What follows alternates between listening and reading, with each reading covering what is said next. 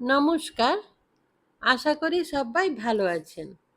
রান্না ভালোবাসির আরও একটা নতুন রেসিপিতে সবাইকে স্বাগত জানাই। আজ আমার রেসিপিতে থাকছে একদম ঘরোয়া আর সাধারণভাবে নিরামিষভাবে পাঁচমিশালি সবজি দিয়ে পনির রান্না। এই রেসিপি রান্না করার জন্য ডুমো ডুমো করে কেটে নিয়েছি পনির। তারপর সেটা অল্প সাদা তেল দিয়ে হালকা করে ভেজে নেব। লাল করে ভাজবো না, একদম হালকা করে ভেজে নেব। ভাজা হয়ে গেছে, এখন পনির তুলে নেব। আপনারা যারা আমার ভিডিওটা দেখছেন প্লিজ একটা লাইক দিয়ে ভিডিওটা কন্টিনিউ করুন। পনির তুলে নিয়েছি। এখন পনির ভাজার তেলের সাথে আরও একটু সাদা তেল দিয়ে দেব। আমার এই রেসিপিতে সাদা তেল ব্যবহার করতে হবে, পরে আমি অল্প একটু ঘি ব্যবহার করব। এখন সাদা তেল দিয়েছি, ওটা গরম করে সবজিগুলো ভেজে নেব। ডুমো ডুমো করে একদম ছোট ছোট করে পটল কেটে রেখেছি, ওটা এই তেলের মধ্যে দিয়ে দেব। দিয়ে ওটা 2 মিনিট ভেজে নেব। খুব বেশি ভাজবো না, এখানে লাল করে সবজিগুলো ভাজবো না, হালকা করে সবজি ভাজতে হবে। পটল 2 মিনিট ভেজে নেওয়ার পর বাকি সবজি যোগ করব। ততক্ষণে আপনারা প্লিজ আমার চ্যানেলটা সাবস্ক্রাইব করে ডান দিকের বেল আইকনটা প্রেস করে দিন, তাতে আমার রান্নার সমস্ত নোটিফিকেশন পেয়ে যাবেন আর আমিও রান্না করার উৎসাহ পাব। এখন ছোট ছোট করে কেটে রাখা গাজর আর রাঙা আলু দিয়ে দিলাম। আমি এখানে সাদা আলু ব্যবহার করিনি, আপনারা চাইলে সাদা আলু ব্যবহার করতে পারেন। আমি মিষ্টি আলু ব্যবহার করেছি। বরবটি দিয়ে দিলাম আর সুইট কর্ন, ওটা দিয়ে দিলাম। সুইট কর্ন দিয়ে আবারও একটু ভালো করে ভেজে নেব। লাল করে কিন্তু ভাজবো না, আবারও বলছি, একটু হালকা করে সবজি ভেজে নেব। সবজি ভেজে নিয়েছি, এখন ওটা তুলে নেব। তারপর যে অল্প পরিমাণে তেল আছে তার মধ্যে 1 চামচ ঘি দিয়ে দেব। নিরামিষ রেসিপি, এখানে একটু ঘি দিলে বেশ সুন্দর একটা ফ্লেভার আসে, সেই জন্য ঘি ব্যবহার করলাম। আপনারা যদি সেটা না করতে চান তাহলে স্কিপ করে দেবেন, ঘিয়ের পরিবর্তে একটু সাদা তেল দিয়ে দেবেন। তেল আর ঘি গরম হয়ে গেছে, এখন ফোড়ন যোগ করে দিয়েছি। ফোড়নে আছে একটা তেজপাতা, একটা বড় এলাচ, 3টে ছোট এলাচ, 3টে লবঙ্গ আর ছোট্ট এক টুকরো দারচিনি। এখন ফোড়ন ভালো করে ভেজে নেব। ফোড়ন থেকে একটা সুগন্ধ বেরোলে তারপর 1 চামচ আদা বাটা দিয়ে দিতে হবে। আদা বাটা খুব বেশি কষাবো না, তাতে তেতো হয়ে যাওয়ার সম্ভাবনা থেকে যায়। একটু নাড়াচাড়া করার পর অল্প একটু জল দিয়ে দেব। এই জলটা সাদা দেখতে লাগছে কারণ এটা আমার ছানা কাটানোর জল।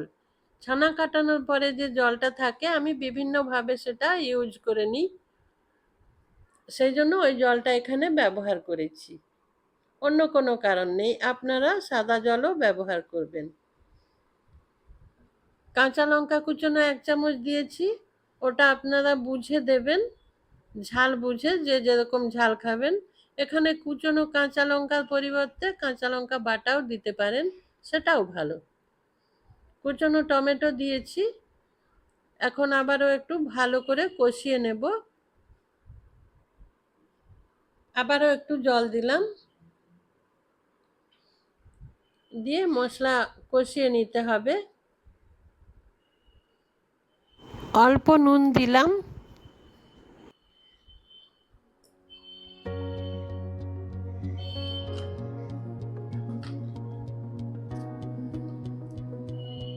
মশলা ভালো করে কষিয়ে নেব।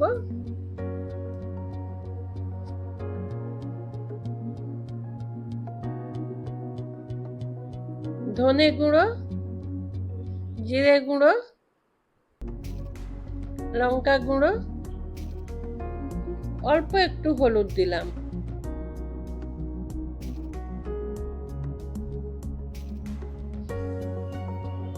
সব মশলা দিয়ে আবারও ভালো করে কষিয়ে নেব। এখানে আমি খুব কম কম মশলা ব্যবহার করেছি। হাফ চামচ করে দিয়েছি ধনে জিরে গুঁড়ো, আর লাল লঙ্কার গুঁড়োও অল্প পরিমাণে দিয়েছি। এখন সব সবজিগুলো দিয়ে দেব। যে সবজি আমি ভেজে রেখেছিলাম ওটা এখন যোগ করে দিলাম। দিয়ে আবার মশলার সাথে সবকিছু মিশিয়ে নেওয়ার পর মটরশুঁটি দিয়ে দিলাম। দিয়ে আবারও সবকিছু ভালো করে মিশিয়ে নেব। অল্প একটু চিনি দিয়ে দিলাম। দিয়ে আবার সবকিছু ভালো করে নাড়াচাড়া করে পরিমাণ মতো জল দেব। এটা আমি হালকা গরম জল ব্যবহার করেছি। সম্ভব হলে গরম জল ব্যবহার করবেন, না হলে ঠান্ডা জলও দিতে পারেন, কোনো অসুবিধা নেই। তবে রেসিপিতে গরম জল ব্যবহার করলে তার টেস্ট একটু হলেও ভালো হয়। এই যে জল দিয়েছি, খুব বেশি পরিমাণে জল দেওয়ার দরকার নেই। এখানে সব সবজি ছোট ছোট করে কাটা আছে, সেটা সেদ্ধ হয়ে যাওয়ার মতো পরিমাণে জল দিয়ে নেবেন। তারপর এটা ঢেকে 10 মিনিট মিডিয়াম ফ্লেমে রান্না হতে দেব। 10 মিনিট পর এই যে দেখুন জল অনেকটাই কমে এসেছে আর সবজিগুলো সেদ্ধ হয়ে গেছে। এখন আবার সবকিছু মিশিয়ে নিয়েছি। তারপর ভেজে রাখা পনিরগুলো দিয়ে দিলাম। দিয়ে সবজির সাথে পনির আবার ভালো করে মিশিয়ে নিয়ে আবারও 2 থেকে 3 মিনিট ঢেকে রান্না হতে দেব।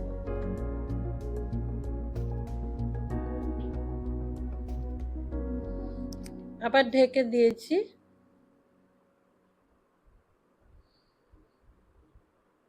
2 থেকে 3 মিনিট পর ঢাকা খুলে আবারও সবকিছু একটু মিশিয়ে নিলাম।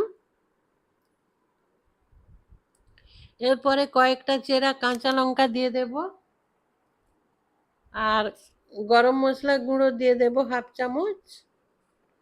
তারপর কুচনো ধনে পাতা দিয়ে সবকিছু একটু মিশিয়ে নেব ভালো করে। তারপর যখন পনির কেটে নেবেন, কিছুটা পনির আলাদা করে রেখে দেবেন। তারপর সেটা গ্রেড করে নেবেন। সেই গ্রেড করা পনির এই শেষের দিকে মিশিয়ে দেবেন। তাতে এই রান্নার টেস্ট আরও একটু ভালো হয়ে যাবে। এই পনির মিশিয়ে নিয়ে আবারও ঢেকে 2 থেকে 3 মিনিট রান্না করে নেব। তেজপাতাটা তুলে ফেলে দিলাম। তারপর ঢেকে দেব। ঢেকে 2 থেকে 3 মিনিট রান্না করে নেব। আপনারা যারা এতক্ষণ আমার সঙ্গে আছেন সবাইকে আমার আন্তরিকভাবে ধন্যবাদ। সবাইকে অসংখ্য ধন্যবাদ জানাচ্ছি। যদি রেসিপিটা ভালো লাগে একটা কমেন্ট করে জানাবেন, আর বন্ধুদের সাথে শেয়ার করবেন। প্লিজ চ্যানেলটা সাবস্ক্রাইব করে আমার পাশে থাকবেন।